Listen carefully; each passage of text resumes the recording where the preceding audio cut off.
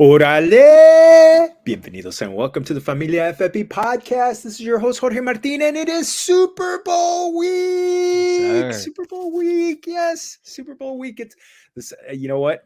Everything that we've been building toward, it's happening now. It is happening now. It's happening on Sunday. We're on Wednesday night. So, gosh, and just so much good stuff. So I want to make sure, because this isn't the end, because Familia FFB is going to keep going. We've been going, I can't believe to say this.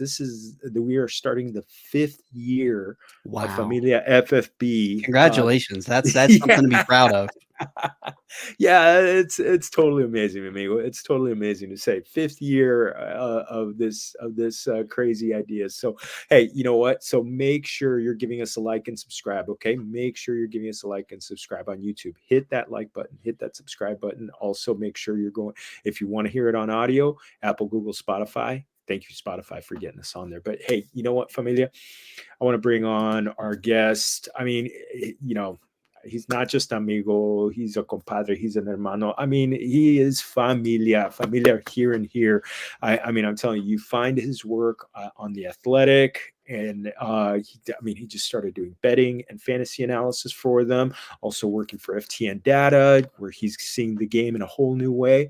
We got to meet through our buen amigos, our familia over at Front Yard Fantasy. Shout out, JL, Simon, Simon, Joey, all Tim, Absolutely. all the game there. So let's bring him in, mi hermano Jay Felicio. Jay, ¿cómo estás? You're always way too kind with the way you speak of me, but the feeling is quite mutual, my friend. I can't wait till, like we say every time we talk, be able to see you in person and hug your neck. Won't be at FSGA, unfortunately, but hopefully the expo this year, we'll get to have some great conversation like we did the last time we were in person. Oh, Expo. Oh gosh, it's gonna be. I can't believe. I mean, it's 6 months away, but It's I gonna can't get go here like soon. that. Well, I feel it's funny. The season has been gone a little more than a month and a few. Well, I mean, the regular season, Right. the fantasy football season ended right about a month and maybe 5-6 days ago. But uh, it still feels fresh. It still feels like it ended yesterday. But I want to know, you know, uh, for the game coming up, what are you looking forward to the most? Eating. Definitely eating. I'm 8-year-old kids. We were just talking about before we went live. I've got young kids. It's a school night. I was on with Dane Martinez earlier today on FTN Betcast, and he was asking what the scene is on Super Bowl Sunday at the Felicio household. And these days, it's very relaxed, very have a drink or two, but we do like to eat. The Italian in me, that's the one thing Italians and Mexicans have together is we love the food. So definitely plenty of food. I'm excited about that. And my kids, the whole Taylor Swift thing. Some people like it, some people don't. I love it because my daughter has somewhat of an interest in the game now. So I'm excited. I think it's going to be a lot of fun and going to eat way too much. Anything to get them. And you know what? The great thing about kids is you end up that stuff, that kid food, like the chicken tenders, those kind Oh of things that man, you don't. It gives you an I excuse. I love it. And the thing, my thing is Uncrustables. My kids love Oh. Uncrustables. I can tear up. I need a little snack after dinner, right before going to bed. I'm like, you know what? I'll take an Uncrustable. And I got a tip for you, and I don't remember exactly who it was. I'll have to look. Somebody I put on Twitter a couple months ago that I was eating Uncrustable. They said put it directly in the toaster because then the outside kind of thaws out, but the inside is still nice and cold. And I tell you what, I have not eaten one any other way since. It is phenomenal. You get the nice toasted crunch, the jelly and the peanut butter on the inside is it's perfect. It makes them meld together. And one of the things that I was talking about with somebody not that long ago was just that peanut butter and jelly sandwiches, and just the idea of, I mean, we're, we're we eat fairly healthy in our home, and so we always have whole wheat bread, but it's just right on the white bread. Yeah. Just Yep. it's just Something about it. It's just it's fine on the wheat bread, but it's just something maybe, it brings you back to your childhood just having that classic white bread. So, but other foods you're looking forward to on Sunday. I'm a wings guy. So generally what I do if we do have some people over, it's either family or we have a couple who are close friends of ours since college. That, he's a buddy of mine that likes to do wings as well. So either we'll do it on the grill, we'll bake them, just try different sauces and stuff like that. Of course, the classic buffalo, but always try to do something a little different. I'm a big fan of like anything like the sweet and spicy, like a sriracha, Yeah. sweet and spicy sriracha type of flavor, that type of thing. And my wife isn't big on the spicy stuff, so we'll do a little honey barbecue and stuff like that as well. But and of course, like I said, my favorite is the classic buffalo, but I like to mix it up a little bit too. Now, is are boneless wings kind of like, You mean chicken nuggets? Yeah, So you're a purist. You're a yes, I purist. You am. gotta. They're fine. They're delicious. There's nothing wrong with them, but they're not wings. They're nuggets. They're popcorn chicken, whatever you want to call them. They're not Yeah. nuggets. Delicious, but they're not nuggets. Yeah. I mean, Excuse me, I've they are enjoyed. nuggets. They're not wings. I've enjoyed both. I've enjoyed both. Right. Yeah. Don't get I me. don't. You sit either one in front of me. I will gladly partake in either, but one is a wing and one is a saucy nug. Gotta love it. Gotta love it. Well, you know what? Yeah, because of Andy Reid, we know about nuggies. Right. So that's Exactly. all right. Well, well, I know one of the things that my kids talked about. One of my daughters loves to make guacamole, and so she's gonna make a nice guac for us. There you So go. it's gonna be a good time. My mom is a huge guacamole fan. She makes it, she refuses to buy it. She makes it home. And this past summer, we take a family trip, and my mom taught my daughter how to make guacamole. So now she loves to make guacamole. So you know what? You just gave me an idea. I'm gonna ask her. She'll get a huge kick out of that. She's, she's about to turn 8, so she's all Miss Independent. I can make my own food and stuff like that. And you know what? I think if I ask her to make some guacamole for the Super Bowl, that will just, make her day. Oh, absolutely perfect. Get the avocados now. Get them nice and get them nice and soft by Sunday. So Absolutely. yes, perfect, mi amigo.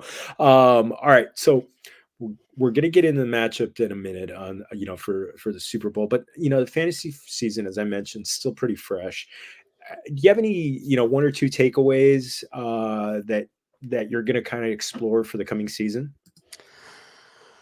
Yeah, and I actually mentioned this last night on I was on with our friend Jim Coventry on RotoWire, the Super Bowl marathon. You were on as well. And the biggest thing that kind of sticks out for me this season is, I've never been one to partake in take lock or anything like that, but we get these narratives stuck in our head, like, you don't want to draft any running backs over 20, over 28 years old. They're going to be a huge drop off, or don't draft rookie tight ends, stuff like that. Um, don't necessarily think in absolutes when it comes to that, because I really didn't have that much Raheem Mostert because, I knew the opportunity was there, but I'm like, man, this guy's so old. I'd rather take a shot on Jeff Wilson. And I wish I would have been a little more open to later in drafts taking shots going against the grain, going against the narrative. Same thing, I didn't have much Dalton Kincaid. I did have a little bit of Sam Laporta, so I will say that, but I Hmm. wish I would have gone a little heavier there as well. It's funny. The one team that I recall that I had Sam Laporta. My starting tight end was Travis Kelsey. So it's just Like, what do luckily you we had mean? a lot. Yeah, Well, luckily we had a lot of flexes. the one team I had Sam Laporta on, or the major team that I had him on, Darren Waller was my tight end, so I was more than happy to just slide him right in there. Oh, well, I know Darren Waller kind of hurts, but no, that It was that does. was a, that was a good move. But yeah, you know what? It's so true not to just be dealing with absolutes where you need to have running back at some point, or I know that we've got a lot of zero RB zealots out there who are just don't take a running back before before the sixth, seventh, eighth, 10th round or something like that. It's like I know you want to follow the board, but yeah, definitely look at who's available.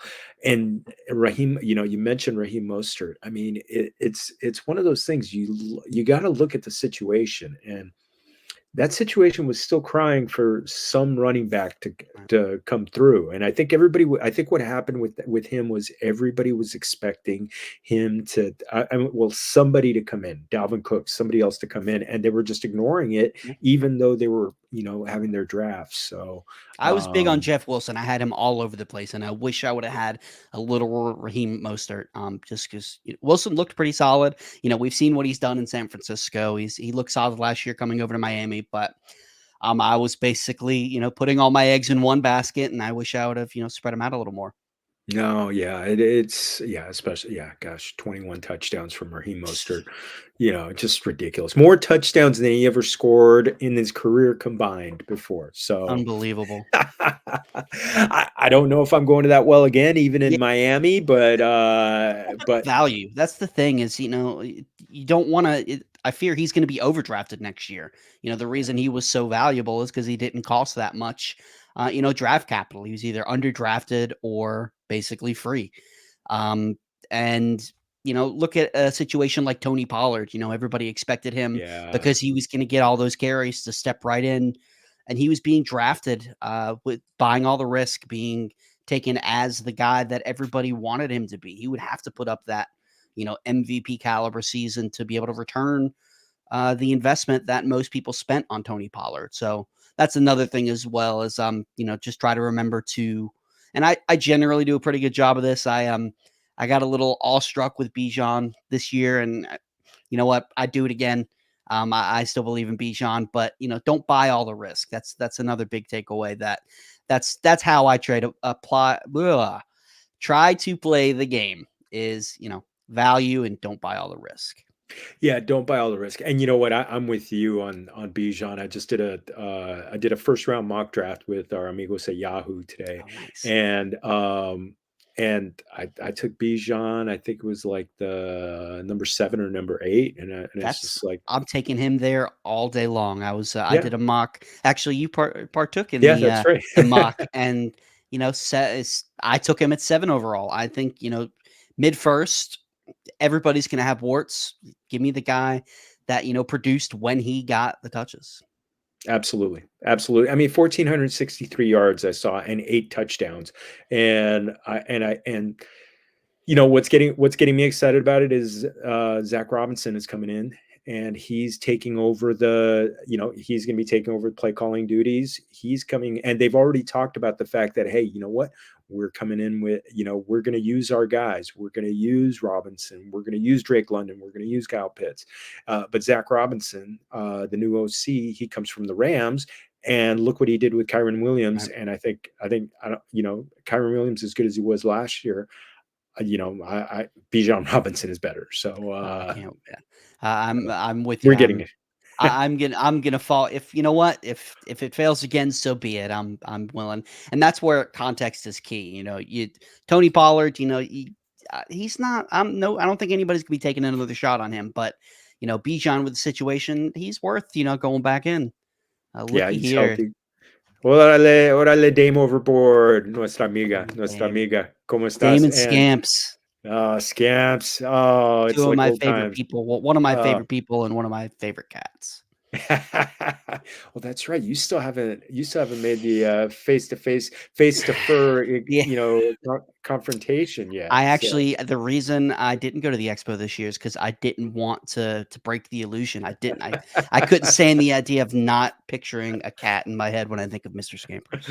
well, when you're speaking of pictures, yeah, even if you ever take a picture with Mr. Scampers, that Mr. Scampers is going to look away from the camera or do Yep, do yep. something. So just make sure of that. And buen amigo Joey Oh, Wright, hi. Jose correcto. Gracias, buddy. Gracias, mi amigo. Looking forward Said to he was seeing gonna you soon. crash. I don't see you here, Joey.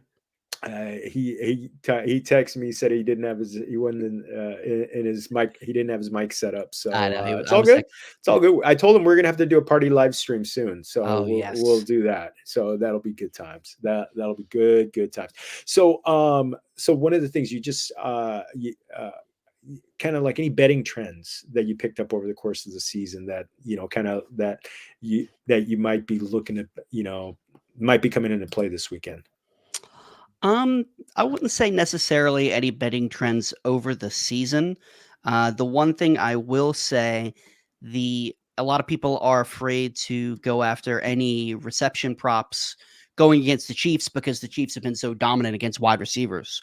Ah, They have given up. They've been susceptible to the slot, and I actually like the over for Debo Samuel. I believe it's, let me double check. It's 7 receptions, excuse me, 5 receptions. Um, even though he got hurt in the very first game against Green Bay in the playoffs, he was targeted 6 times on that first drive before. That was just in the first drive. 9 snaps, 6 targets. And then last week, even playing banged up, he was targeted 9 times for 8 catches. I have an article coming out for oh, The Athletic, a props article on both Debo Samuel and Travis Kelce. But where is my other notes? Let me pull that up real quick. There's a couple of things that really play into his favor, in Debo's favor, when it comes to these props. Give me just a second. I apologize, mi oh, amigo. no, but Joey's helping us on something big on Pacheco, over 66.5 rushing yards. That's gonna be good. That Absolutely. And so, since what is it, week 15, I think it was, the 49ers have averaged like 100, allowing 130 plus rushing yards. They gave up like two and change to the Cardinals, and then they've just not been that dominant rush defense that they were at the beginning of the season, even though they finished overall as, I think, the third best rush defense, only allowing 89 rushing yards per game. They've really, really, towards the end of the season and in the playoffs, have not been that same dominant defense. And in the playoffs, like I was talking about, the Chiefs giving a lot of work up to the slot wide receivers, slot pass catchers, because Dalton Kincaid also had a solid game versus the mm, Bills. It wasn't a big game, but they led the way for both. Who was it? Khalil Shakir and Dalton Kincaid led the way for the Bills, oh, with that's right. Shakir got a Kincaid. touchdown against them. Right. Kincaid went 5 catches for 45 yards. Shakir went 7 catches for 44 yards and a touchdown, which, isn't anything to write home about. But like I said, that was leading the way. And then we saw in the AFC Championship, Zay Flowers went big for 5 catches, 115 yards and a touchdown, and could have had a lot more. So Almost had I'm one more touchdown, almost. exactly. I really I like Debo this week. I think he's going to be involved. They put him all over the field. He's been involved more so this postseason than he has in the regular season. And I think for them to win, they're going to have to use him all over the field. I think you're right. I think, I mean, that Debo is such an X factor because he's such a yak monster when he gets the ball in his hands. So Exactly. I love that idea about him coming in and having a big game on this one. So and Joey, you're so right on Pacheco. I mean, gosh, I mean, Aaron Jones went for 108 yards against them, and then last week, 130, and last game in the conference championship, 38 yards combined between David Montgomery and Jahmyr Gibbs. So I love that. I actually think Pacheco could be a big X factor. So we're going Yeah. to get into that game. But I want to ask one last question on FTN. The work that you did with FTN. How have you seen the game differently It's with charting? it's it's really crazy, because although I've watched football my entire life, played Madden, all that stuff, I never played organized football. I played flag football or, tackle football with my friends and stuff like that. So, I feel like there's a big difference when you play a sport, the way you see the game versus if you've never played the sport. Now, I'm not saying, if you haven't played a sport, you can't understand it or anything like that, because that's the furthest thing from the truth. But I feel like I kind of had a little bit of a cheat code to get more of that point of view by doing the charting. And I really took a liking to charting the run game. I was telling my manager, Mike Tallis, who shout out to Mike, he's phenomenal. The whole data team at FTN is unbelievable. But when I first started it, I despised it. I was like, what have I got myself into? I have no idea what I'm doing. This is awful. And then I just kept on asking for more and more work because it's one of those things. Just once it clicked, Yep. you do watch the game in a whole different way. And I caught myself, every play watching the offensive line, seeing the linemen pull out and stuff like that, and seeing the motion, what they're trying to do, and just it put everything into perspective. Like I said, I really took a liking to charting the run game, and even before he blew up, I'd had a lot of the Miami run game at first, and Oh you can yeah. see it when you're watching. You could see Devin A-Chain or A-Chain, however you say his name. I told Mike, he's a Dolphins fan. I'm like, this guy is the real deal. He really is. It's unbelievable. And I like honestly, I'm big into Najee next year. I know Najee. I wish I would have listened to my own eyes, I guess you could say, however, what I saw, because I did a lot of the Steelers games as well, and Najee looked good all year long. It was the play. It really was the play calling and the offensive line, because the Steelers just continuously called, man duo, run the running back right up the middle, and it was just running into his own guys or running into a brick wall. So being able to pick out those things, because Najee, if people were starting him, he was a league winner for a lot of teams. If you made the playoffs when you had Najee, but he finished That's the right. season. He finished the season really strong, and I think people are still going to be have a sour taste in their mouth from the way that the season went for him. And I think he could potentially be a post type sleeper, if you will. Yeah, I'm totally with you on that because I was really high on him before the season, just because of the way Tomlin likes to use the running back position. And I heard the Jalen Warren talk, and I thought he would be a factor, but I still thought Najee would have a good end to end season. But no, I think now he. Especially the way Arthur Smith likes to use the running game Right. when he did in Derrick Henry, and Mike Vrabel said we have Derrick Henry run him into the ground. So I I think know. I think Najee will have the same He thing. might try to, re-sign Jerome Bettis and throw him out there like he did Cordero Patterson. So who knows with Arthur Smith? Yeah, well, there was a report that Le'Veon Bell wants to make a comeback, but it was only with the Steelers. So go figure, go figure. Right, So right, exactly. That if could be the guy. yeah, maybe Rashad Mendenhall is also available or Willie something Parker, like that. possibly. Fast Willie Parker. I love that guy. I love Absolutely. that guy. Oh my goodness. Love that. Okay. So I got a quick one, quick one from you. We know where the G-Men comes from. So you're a Giants fan. Correct. Where are you on this whole Daniel Jones discussion, and kind of like, what are they going to do with that number 6 pick? I I want us to move on. It's I don't it's not fair to Daniel Jones because I charted a lot of the Giants games as well, actually. That was one team that I charted every single game for. And we all know offensive line is super important for not only the run game, the pass game. I've never seen anything like it, how little time Daniel Jones had. The offensive line started to play a little better towards the middle and the end of the season. We signed Justin Pugh off the couch and moved some guys around. That he was injured by that time. I was not a fan of the pick when we made it. I don't mind Daniel Jones. We drafted him too high, and he's not going to be that guy to elevate the team to a Super Bowl championship. If you're going top 10, I want a guy that is going to be able to put the team on his back and take them to a deep playoff run. He's never going to be that guy. I think he's solid in the right system. If we had a decent offensive line, we saw it last or 2 years ago now. Like he had a solid season. He can produce. Mhm. I hope that it doesn't necessarily have to be in the first round, but I would like to come away, you know, after day 2 having at least a quarterback. Dable's supposed to be this quarterback guru who can look what he did with Josh Allen. I'd be fine with taking a receiver, one of the guys at 6, and then, second or third round, looking at a quarterback. We've got the out after, I understand why we signed Daniel Jones to the contract we did. It's so hard to get a franchise quarterback, and he looked good. But they built in that out after 2025, excuse me, after 2024 for a reason. It's a small cap hit comparatively. I think it's like 19 million, which isn't small, but for the contract, it's not that bad. I hope we move on. I honestly don't know.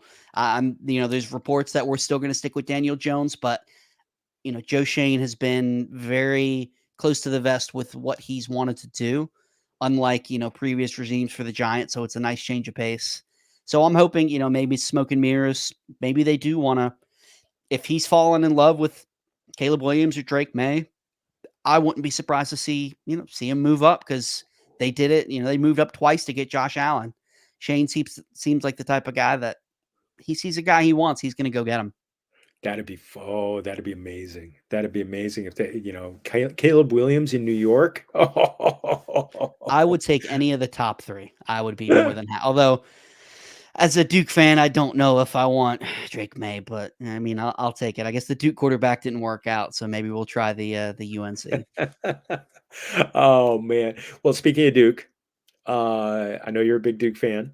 And so one of my main home leagues, we determine our draft order based on we hold a draft. It's a 14-team league. We draft NCAA tournament teams. Okay. So we just have one round draft. So 1 through 14, you have one team. Ooh. And so you've got to go. You're basically picking a team to go as far as it can. Duke is number 9 in the country. Why should I pick Duke? Don't. No, I would say. No, I mean, I'm not. I don't have to pick the champion. I mean, just because whoever goes furthest. So it's however whoever goes furthest, but Okay. basically our draft order. So if your team gets knocked out, you're number 14, and so it's just to get a team that's going to get a good long run. So the one thing I'll say, this is John Shire's second year, had some ups and downs, which is going to happen. He's really shown some promise as a coach, and I definitely think that he was the right decision to be the man after the man, because nobody wants to be the guy after Coach K, just like nobody wanted to be the guy after Dean Smith or Roy Williams. But I will say last year they struggled in the middle of the season. We lost big to Miami, lost big to Virginia. And then towards the end of the season, he rallied the guys, won, I think it was like 10 straight games, 9 straight games, something like that, to win the ACC title, win the regular season championship. So he's a great coach. We've got the talent, and I'm not necessarily for or against the NIL, but it works in Duke's favor, because they're going to be able, anybody who plays for Duke is going to sell merchandise and stuff like that. And for once, we've got a lot of returning players. We've got, some cohesion in the team. We've got, young guys. We've got Proctor, we got the senior and Jeremy Roach. So we've got a really good team, really good chemistry. It's just, there's going to be growing. While I love Shire, he's no Coach K. It's hard. It's so hard to follow legend. I mean, gosh, what's Kalen DeBoer is going to figure that out in Alabama next year.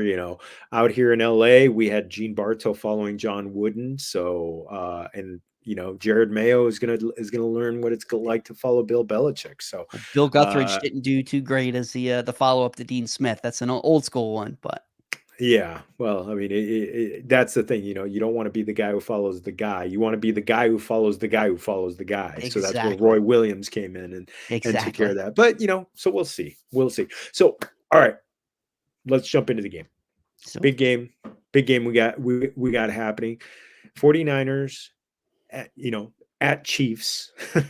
So, but it's going to be in Vegas, indoors. They're apparently going to make sure that the field gets plenty of sunshine, so it's not wet like it was last year. Okay. 49ers are 2-point favorites, 47.5-point over or under. Mi amigo, so much money is already coming down on the money line on Kansas City. Almost 60%, 58% chance of bets. 58% of bets are coming down on the money line on the Chiefs. 84% of bets already are on the Chiefs plus 2 points. I mean, we know Patrick Mahomes is that guy. Can you? I mean, if you're putting money down, can you bet against that man? I cannot. I think the Chiefs are going to do it. I definitely I think it's going to be a close game, and I think the way that San Francisco would be able to win this game is going to be on the back of Patrick Mahomes because the Chiefs defense this potentially is the best that Patrick Mahomes has ever played Yeah, with. And the one I wouldn't say weakness because they're not bad. It's just compared to their top end pass defense, they're a little more susceptible to the run. I think they're middle of the road, 15th, 16th, 17th, something like that during the regular season. But I just think these teams are evenly matched from a total talent standpoint. Patrick Mahomes, what 4 Super Bowls in the past 5 years? yeah, it's amazing. I think that experience is going to make the difference. I think Brock Purdy will be fine, but we have seen inconsistent play from him, throughout the year and especially in the postseason. And it blows my mind the hate that the guy is getting for some reason. Like most people, like 99.9% of the time, everybody loves the underdog story. Like he's the ultimate underdog story. Everybody's hating on him. But I think he's kind of got that Eli Manning type of temperament where nothing shakes him. Like he could Yeah, go out there and throw a pick six, or he can go out there and hit a bomb to Brandon Ayuk, and his emotions just don't really change that much. But I'm going to take the edge of the experience with the Chiefs, with the 49ers rush defense struggling, like I said earlier. They've given up an average 137 rushing yards per game since week 15, where they gave up 234 to the Cardinals. I think it's going to be a lower scoring game than people want. I think both running games are going to get a lot of production. And I think that the Chiefs are going to be able to have just that little bit of Mahomes magic to be able to pull out the victory. I can totally see that too. I mean, Mahomes is going to be. I mean, he hasn't had a 300-yard game since I believe week 14. So I mean, but Insane. obviously he's been playing in some tough conditions. I mean, you're looking. I mean, the way he's playing right now is very different from before, where he was bombs away. Very measured passes, a lot of short intermediate. I think there's going to be a lot of Travis Kelce in this game. I mean, he connected on all 11 of his passes to Kelce last time, so I could see that a lot. And you were, some of they're going to find some soft spots in the intermediate range. Sam Laporta went off for 9 catches, 97 yards against the 49ers in the conference championship game. So I think they're going to look at that film and feed Travis Kelce a lot because he's got to make sure to show out because his girlfriend's going to be flying in from Japan just for this game. So, Oh, really? since I haven't heard of that. since she was in my town on Sunday, accepting a Grammy and announcing a new album. So, and then, yeah, just takes off for Japan and now, yeah, four sold. Yeah, just amazing, just amazing. So I think the big controversy is she going to be able to fly um, into Vegas airport, which somebody said recently it was going to be too jam packed and they weren't accepting any new flights. I don't know. I think if anybody can get it done, it's Taylor Swift. I mean, yeah. Maybe they're saying that so she does, and there's a little less fanfare around it. Maybe they don't want scream 10,000 screaming teenagers in Vegas at Vegas airport just kind of like she's there, but no. Uh-huh.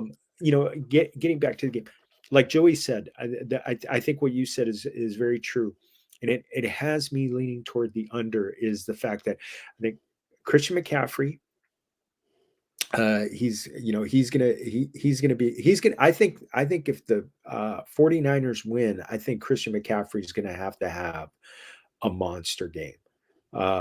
So that to me is the big thing. And the Chiefs have gotten bit a little bit by the running game. James Cook kind of hit him for 82 all-purpose yards. We still don't I rewatched the game against the Ravens. I still don't understand why they went away from the running game except for Lamar Jackson. But Doesn't make any sense whatsoever because it was working. listen, it was working. It was going to work. It was going to work. But I don't know. Well, Steve Spagnuolo, I do. I've got yeah. a lot of love for that man. He 18-1. I'll never forget that night. I tell you what, it's quite the defense.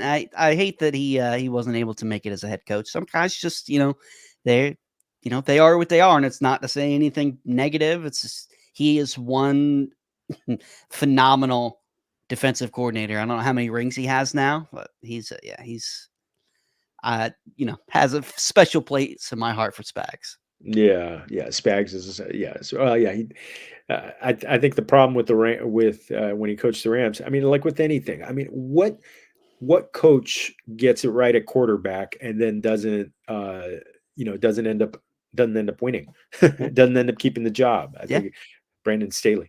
Sorry, did I just say that? But well, his problem is his quarterback got hurt. But yeah, And so was Spagnola Spagnola was Bradford, right?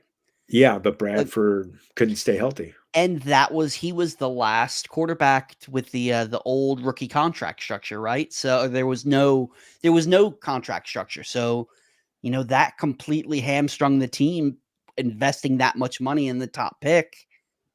You got, if he's a bust, which Sam Bradford was, you're not going to be able to do anything. That's why they had to change the system. No, I believe it. Now, uh, can Patrick Mahomes? I mean, we've talked about Pacheco, but Mahomes is that kind of quarterback that can really get to the 49ers. Joe Burrow went for 283 against them. Kirk Cousins went for 378 and 2 against them. Uh, you know, Love got to them before he threw that late interception. Jared Goff got to them for 273 and a touchdown.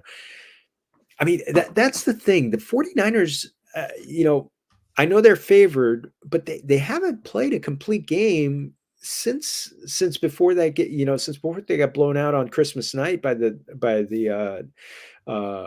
Ravens. Mm-hmm. So, I mean, honestly, I mean, how much does if you're backing the 49ers, how much does that give you pause?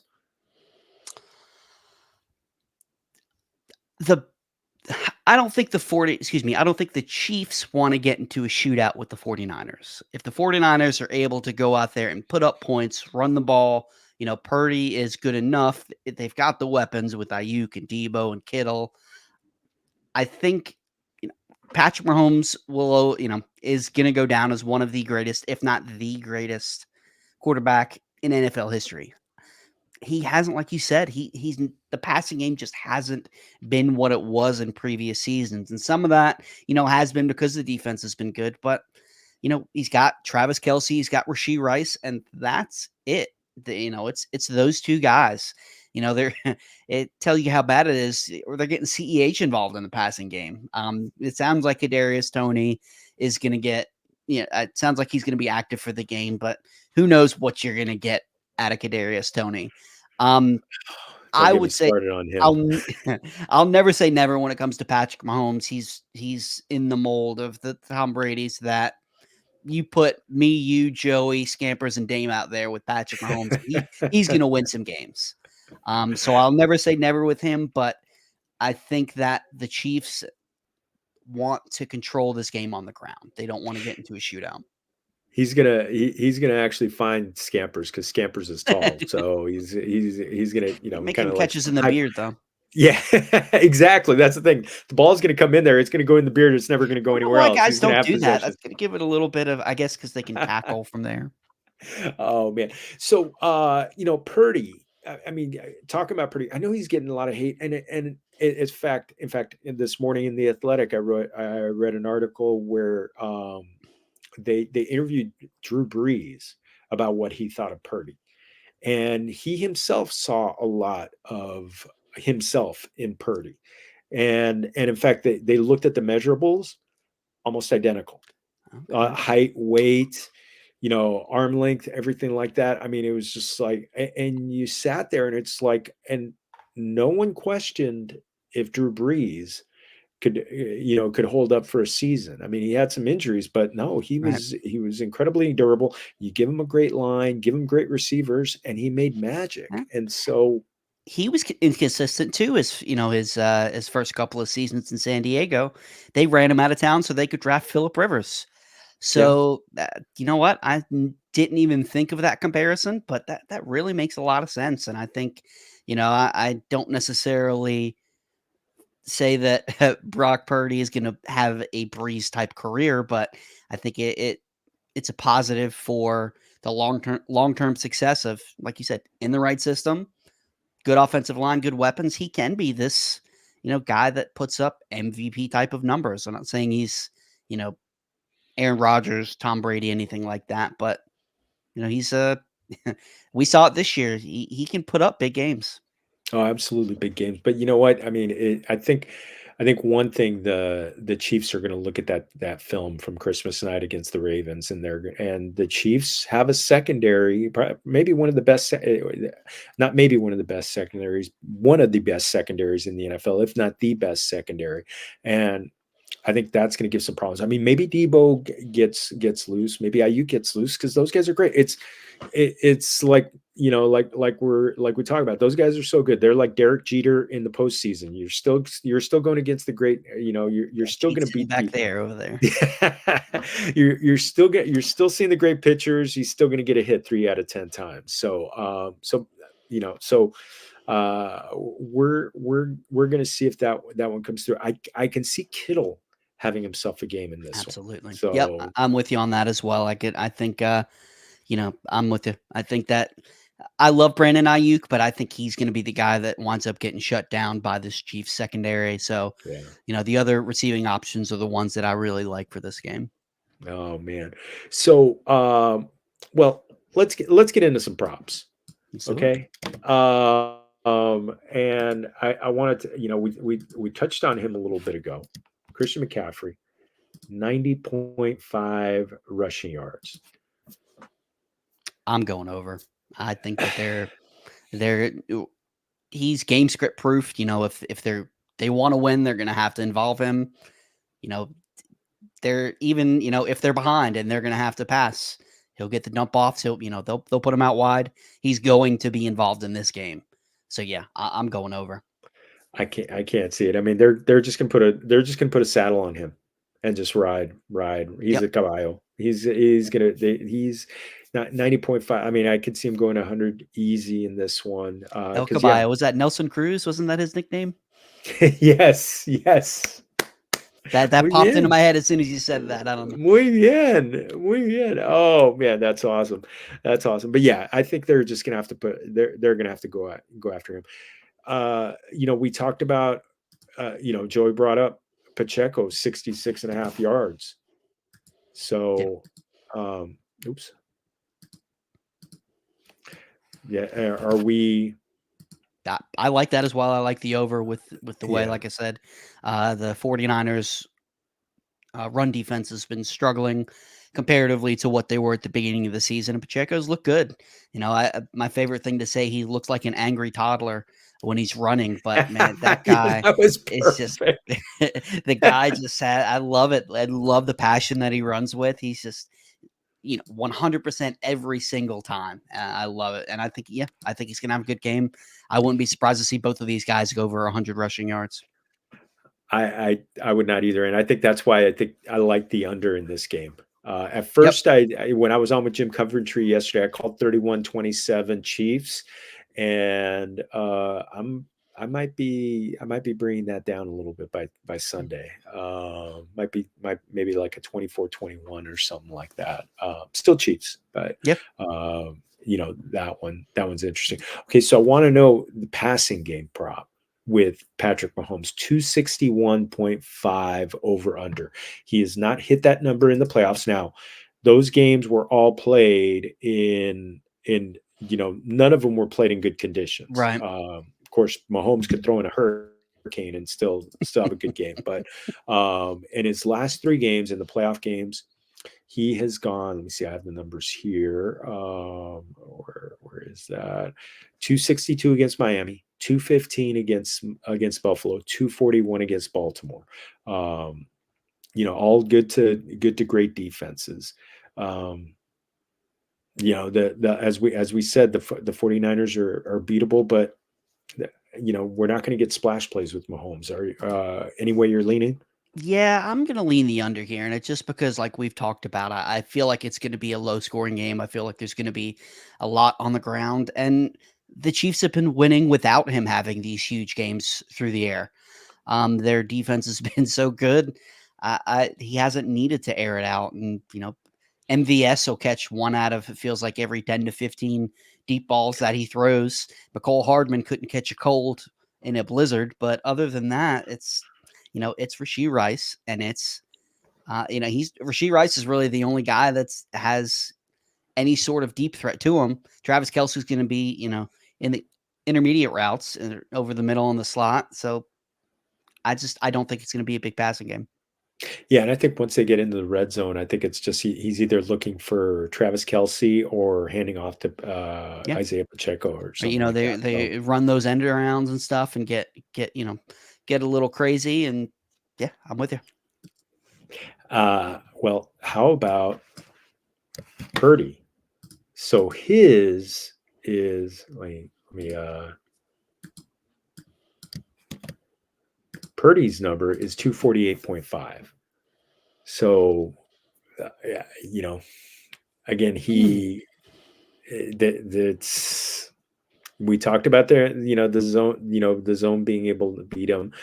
Again, he hasn't looked great. He has hit that number. He has surpassed that number in both games, in both playoff games. 252 against Green Bay, 267 against Detroit. I'm tempted to take it. I'm still gonna go with the under. But I am tempted because, this team is full of yak monsters, like you said earlier. And if, how just about everybody on that team can turn a bubble screen into a 70-yard touchdown. So he's had some pretty decent, he's had plenty of ducks that should have been intercepted, but he's, over the course of the year, he's had some pretty nice deep balls as well. It's tempting. I would take the over on Purdy before I would Mahomes, just with the lower number. Right. But I'm still going to go, if this narrative that I have in my head comes true, you wouldn't see much passing from either quarterback. So I'm going to stick with the under here. Yeah, I can see the number. I just keep getting images. I know that Purdy is better than Jimmy Garoppolo, but just how few passing attempts that the last time they had a Super Bowl run, how few passing attempts that Jimmy G got, and I just I don't see it. I don't see. I really see them just riding McCaffrey, and I think it's going to be it's going to take out some of the opportunities from Purdy in this one. Plus, the fact that they're probably not going to, Shanahan may not want to take some chances against that secondary. So, yeah, I don't see a lot of deep shots. I see some short intermediate stuff that some Debo, some Kittle that. Trying to get some short shots that and let them run loose a little bit on that one. So speaking of tight ends, though, let me see where we've got Travis Kelce. His over under is 70.5. So that one seems. I like the over for that. I like the over for Travis Kelce. He's able to get in some chunk plays when he gets the ball, is able to make guys miss. I don't know if it's on here or not. Are we going to get to a Travis Kelce for receptions? Because I don't want to jump ahead if we're not. No, let's talk about Okay, it. Go I'll say, ahead. because I'm not in on Travis Kelce for receptions, because of the usage, the increased usage of Rashee Rice as the season went along. Travis Kelce only had over seven receptions in 5 out of 15 games, and 4 of those games came before week 5. And Yes. weeks 1 through 7, Rashee Rice averaged 3.7 catches. Weeks 8 through 17, almost over 2 more with 5.8 catches per game. So I think it's just that the pie isn't as big as it has been in years past, and it's little, it's went from, Travis Kelce, just a little bit of that pie has gone over to Rashee Rice, and it's, I think Travis Kelce is going to be fine, but I don't think he's going to be peppered with targets like we've seen in the past. Even though he's looked good this postseason, he's looked like the Travis Kelce of old, which may make me eat my words just a little bit. But if it's right now, last time I checked, it was 7, and I'm going to go with the under. But he's gotten so many targets in the playoffs, and I'm just I look. Let's see. I think And I he's wrote only down hit over 7 one game though. 7 to 10 and that was in Miami, the 5 last to one. 6. Yeah. It was in the So I'm last with one. it's Yeah. close. Like you when I first saw that, I'm like, oh man, I'm going over like in a heartbeat. But then I Right. just did a little digging. It's surely a coin toss because I mean you could definitely see a scenario where it's Patrick Mahomes to Travis Kelce all day long. He winds up with a game like last week. But I'm the narrative doesn't always work in our heads, and I just I think it's gonna be they know that Travis Kelce's the guy, and they'd rather have Isaiah Pacheco and Rashee Rice beat him. So it's 20. He's got 23 catches, 262, and 3 touchdowns in the playoffs. But 11 of those catches were in the last game. So I can see where you're coming from. There's a part of me. It's kind of like with McCaffrey. I'm leaning toward just because I think he's going to get fed early. So, but I this can one's 100% see that. It that one truly is could a be coin toss. number. Yeah, it could be right on the numbers. So that could be interesting. That's gonna be fun. That's gonna be a fun one to follow. So now my big thing is Patrick Mahomes is the favorite for the Super Bowl MVP at plus 135, but he is on the underdog. So how do we do that? How does that happen? So that is I mean, I know if Kansas City wins, it's likely that he's the MVP, but it's almost like in the Academy Awards, your picture is nominated for Best Picture, but you're not, the director is not Barbie. Right. So I'm with you. It doesn't make sense. I see the Chiefs. I know the numbers don't say it, but I see the Chiefs as the favorite personally. I think it's it's never going to go either way. Over 2.5 points on either side, but just the way that they're able to they look right now and the way that they've turned it on towards the end of the season and the postseason. Travis Kelce did talk about the complacency in regular season games when you're in like the Bulls in the 90s, like you're in these playoff games and these meaningful games so often. It's only natural you're not going to be at your best in these regular season games that don't have that same feeling. And I truly believe that that's what happened with the Chiefs this year. I think so. Yeah, he talked about that on his New Heights podcast, where it's just like he was having trouble getting up for the games, and he also had some injuries, but I mean he's healthy now, and that one's going to be. Excuse me. You think if I they mean, win, he rides off into the sunset with Taylor Swift and retires? No, Yeah, I'm I with think you. I think there's not. I mean, as great a life as he could have, being Mr. Taylor Swift, and there's nothing that's going to match what he's going to do on Sunday for him, or on a personal standpoint. And he's still the guy. He's still the guy for his buddy Patty Mahomes. So I don't see him just saying adios at that point and just calling it a career. I think I think his contract, he's already talked about the fact that he's got a contract through 2025 and he's at least going to go through that. He could, there's some records that are out there for him, some Tony Gonzalez records and some Gronk records out there that he can, that he could take and make all of his own and make it without question the best tight end of all time. And though the thing is, the field is caught up to him. Yes. Sam Laporta, Trey McBride, George Kittle, those guys have caught up to him. I love Trey McBride. I think I'm gonna have a lot of Trey McBride because I feel like Sam Laporta is gonna be overdrafted next year. I think he's going to have a phenomenal season, but I think he's going to be that guy that people are buying all the risk. And if you're able to get Trey McBride 2 or 3 rounds later, I'll take that all day. Trey McBride, another tight end. He got 10 balls for 102 yards against the 49ers. So another thing to keep in mind there. And it was late. It was that game against the Cardinals late in the season. So Week 15, I believe.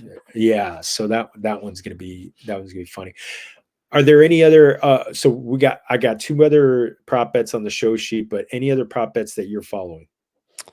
Where is it? Let me pull up my notes real quick. I did have another one for Debo as well. Oh yeah. I like over 8 rushing yards in the first half. I was surprised when I saw this one, but Debo played in 15 games this season, and 9 of those games he went for 8 or more rushing yards. In those 9 games, 6 of those 9 games he had over 8 rushing yards in the first half. So I think that, this being the Super Bowl, they're going to want to keep the Kansas City Chiefs defense on their heels. They're going to want to throw everything at them but the kitchen sink early. And I think they're going to get Debo involved. And we saw the Chiefs have been able to be run on. So I think that's one that's a little out of the box that I could definitely see happening. And as you can tell, I think Debo's going to be involved in this game early and often. Yeah, that 8 yards just seems way too low. I know it's a first half. I know it's a first half prop bet, but he could get that on one play. Exactly. So, I mean, he could get the ball 3 times and just get it on the one play. So yeah, no, I love that bet. I love that bet. That's a good one. So 2 fun ones to come I up love it. with. Does the Super Bowl MVP thank Taylor Swift? So yes means plus 650. No means minus 1200. Obviously there's Travis Kelce to be the MVP. Those odds are long. So where are you on? Where would you go on this one? I wouldn't put a lot, but for those odds, I would throw it on the yes because it's a possibility. I don't think it's going to happen. Um, you know, Travis Kelce could potentially be the MVP, although it's not likely. But he comes down with 3 touchdowns, and maybe it happens. It also could be somebody on the 49ers that's trying to be a little bit of a troll and take a dig. So I would drop a little bit on there. Definitely don't go crazy, but at plus 650, I think that's the play.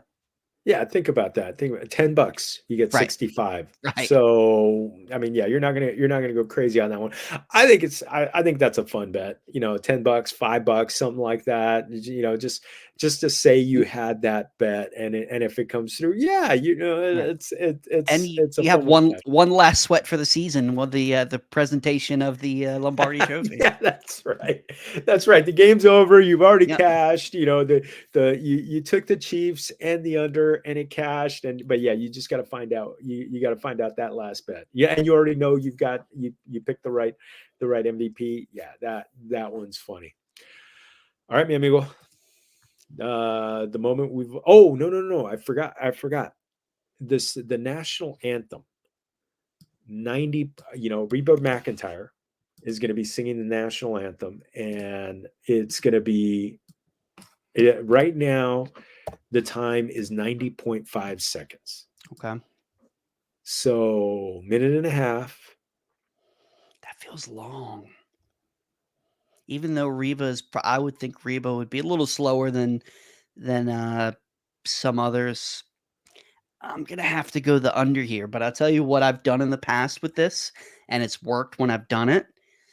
Go look up some of Reba's previous time, especially a legend like Reba. She sang the national anthem before at other events. Go do a little bit of research and see what she averages with those. I can't remember who it was. I did it a few years ago, and it was nail on the head. It was within like 1.5 seconds of previous. So yeah, I would go do a little research on that one. With just shooting in the dark, I would have to go under because 90 that seems like a lot. That seems like a long time. So I did do some research on this, Okay. which means I listened to a 2.5 minute video of Jen Piacenti Okay. talking about this. So Jenna, because last year she sang the national anthem, and as she said, she chanted because she's a classically trained singer, and she actually, and also Italian, by the way. But You got the she, vowel at the end of your last name. You're either Italian or Mexican or somewhere very close to yep, one of those two. exactly. So she nailed it last year. I think it was under. But also did some research that Reba had done an 80-second national anthem. I think it was at a World Series game, and then another. And so when that came out, it was originally 84.5. Okay. And then, but then another one came out that she was like, it was around 99, around close to 90 seconds. So that's when it went up to 90.5, but it still ended up being under 91 seconds. So, so yeah, it's yeah, let's bet the under on that one. So that one, but now the moment we've all been waiting for, the Gatorade. Yeah, that's my favorite. I Ga- the Gatorade prop. I'm excited So about this one. I actually contributed to over at FTN Bets. We did a novelty prop article that just dropped today, and everybody, various people from across FTN contributed, and I chose to go with the Gatorade bath, and I did a little bit of research, and for that, all right, um, I'm gonna you get drop the this in there. okay. Those are Wow, the odds orange right is now. up to 500. When I looked, it was a couple days ago that orange was at plus 300. And that's the route that I'm going to go is orange. And I'll tell you why. So purple was the favorite when I looked a couple days ago. Purple has only been the color of choice 3 times since 2001. Now, it was the choice last year. That's what they doused Andy Reid with after they beat the Eagles, which thank goodness they beat the Eagles because I don't want to see Philadelphia do anything good. But other than that, there's a couple other things as well. The last time we saw orange was also the Kansas City Chiefs when they beat the San Francisco 49ers 4 years ago. So, maybe obviously any of these prop bets, you're going down narrative street. You're just trying to figure out any little potential possible edge. Maybe they're a little superstitious and they want to stick with the same color Gatorade that they had the last time they beat the 49ers. But the orange has been the color of choice for the Gatorade bath 21% of the time, by far the most of any color since 2001.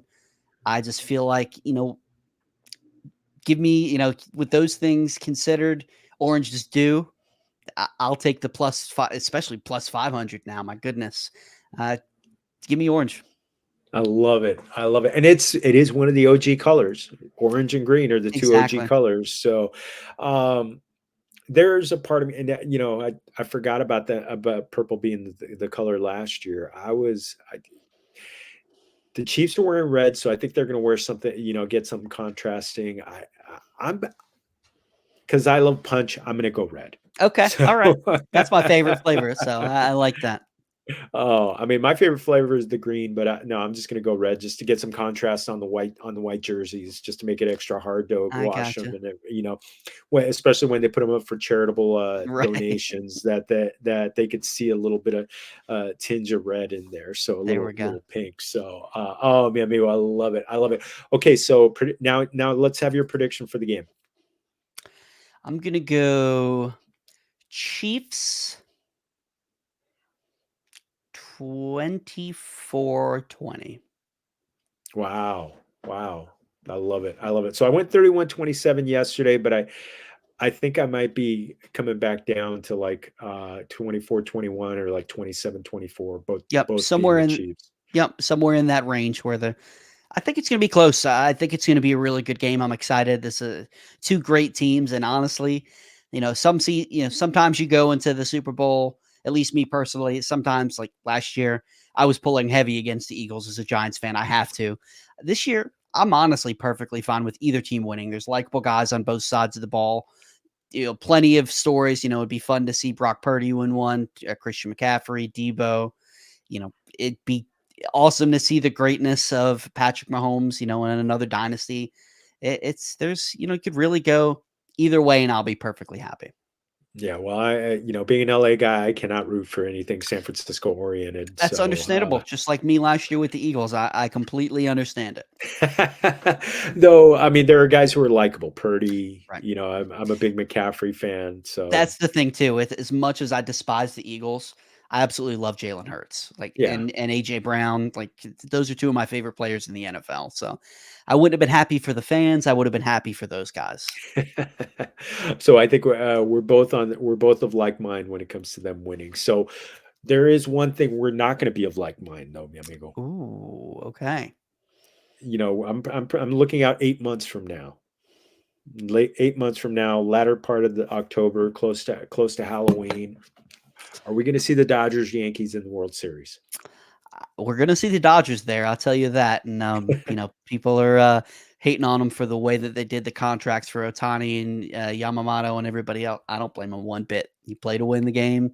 They're within the rules by all means. Um, the Yankees need pitching. That seems to always be the case. We were able to pick up Juan Soto this offseason, which I'm really excited about. But we got Marcus Stroman, who I'm excited about. He's a Blue Devil. I don't know if you knew that or not. He's one of the Oh, I didn't few know Duke that. Blue Devils that is in the Major League Baseball. But he's he's a mid to back end rotation guy at this point of his career. We need Blake Snell. Like if we're going to be serious about making a run, he's really the only pitcher out there left that I feel like can be that much of a difference maker.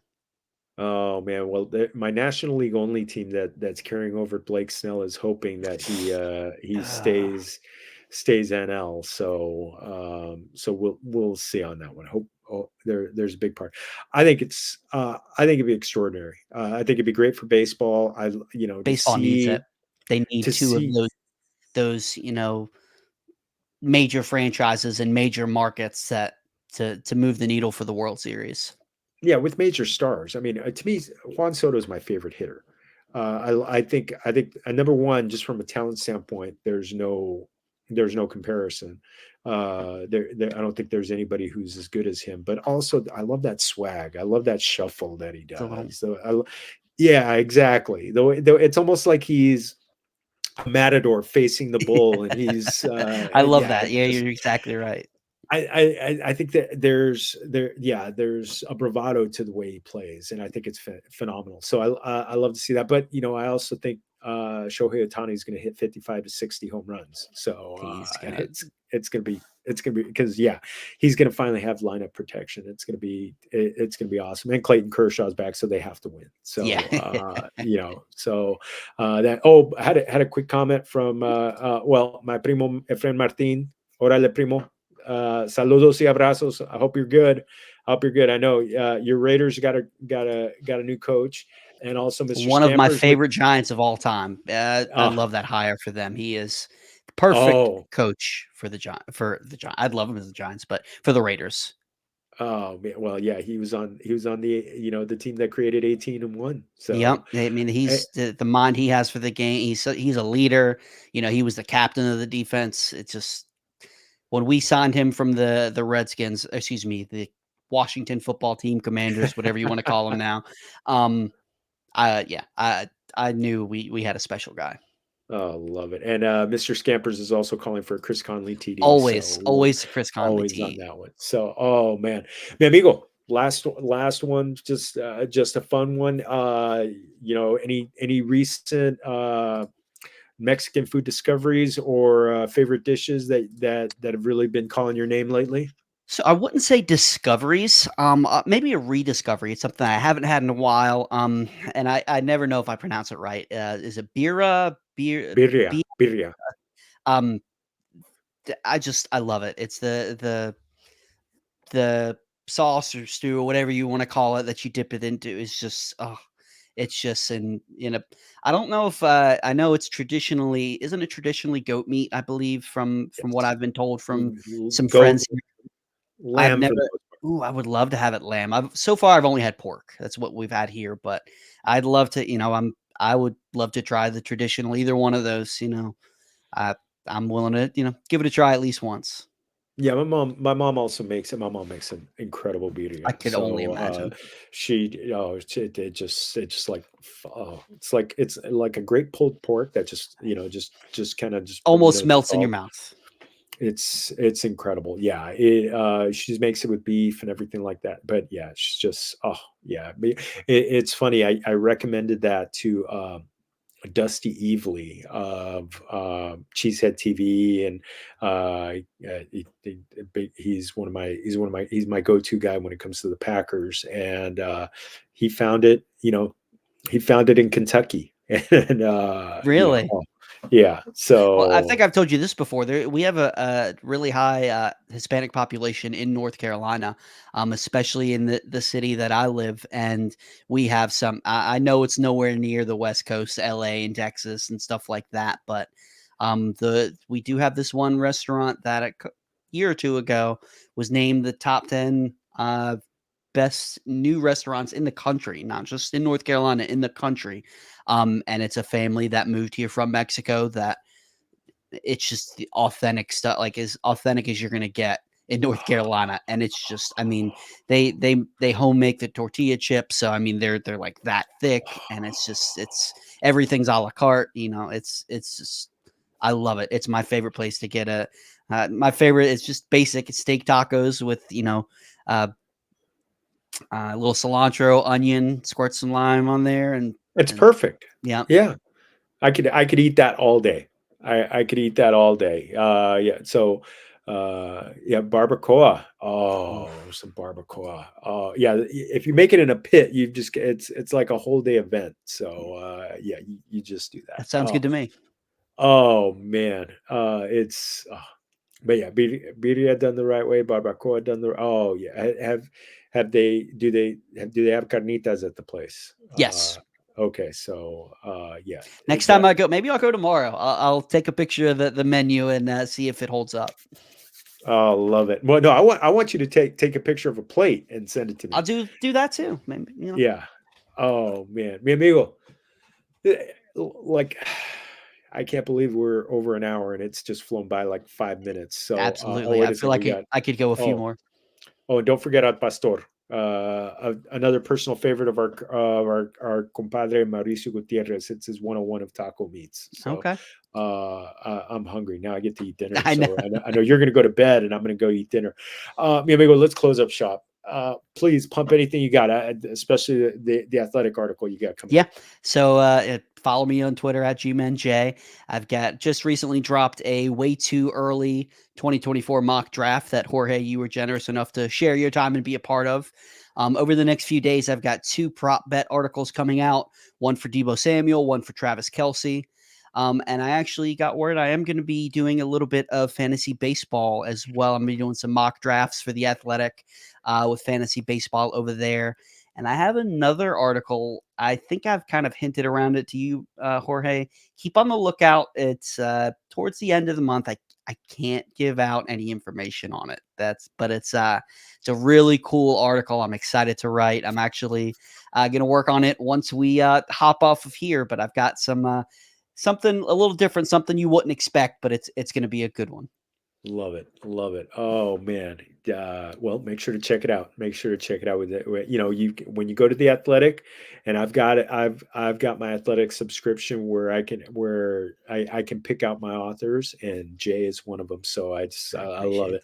And You're I right want to say next. too, I love you, Dame. Love you, Scamps. I appreciate you guys. Always around. Not no longer with FYF, so we don't get to hang out quite as much in the chat, but always appreciate you guys. Oh yeah, you guys. Oh, you guys are the best. Oh man. Hopefully we get another Dodger game this season. Dame, Dame and Scampers. That's gonna be good And times. who were you saying that I'm beside over in your author pictures up at the You're right Athletic? next. You're right next to Mike Sando. Okay, I'll take that. So I will he's in take good company. He's that. in good company. Well, who's first? Who's on the left? That's the The far left, I think I think I got Zach Kiefer. Okay, that's all good company. Zach Kiefer, and Diana Rossini. Okay, So another fellow Italian from absolutely. from the East Coast. So, oh man, Familia, this has been awesome. Muchas gracias to our guest Jay Felicio. From because as I said, he's absolutely Familia. Absolutely, Familia. Make sure you're following us on Familia FFB on YouTube. Hit that like and subscribe. Okay, gonna have some great off-season content coming your way. You can find me at Jorge Martin 17. My content is pretty much exclusively on Yahoo. I've already started to do some baseball too. So this week I had a few football articles. Gonna have more baseball coming up right after the Super Bowl. So enjoy the Super Bowl. Enjoy your comida, and remember, todos somos familia. Salud.